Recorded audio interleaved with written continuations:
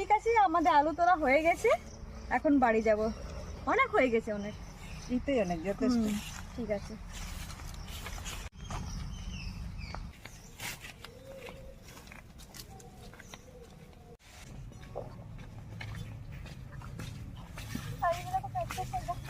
বাড়ি চলে এসেছি।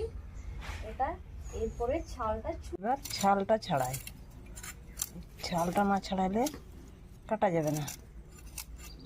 ওই যে ছালটা ছাড়াইলো। কালমেঘের উপকারিতা অনেকে জানেন, আবার অনেকে জানেন না। কালমেঘ কি কাজে লাগে? কালমেঘ আমাদের একটা ভেষজ উদ্ভিদ, এটা আমাদের অনেক কাজে লাগে। সেরকম একটা ভেষজ উদ্ভিদের মধ্যে পড়ছে। এটা তেলেও না ঝোলে কোনোটাতে লাগে না। এটা খুবই তেতো, যার জন্য এটা দুবার আমাদেরকে সিদ্ধ করতে হবে।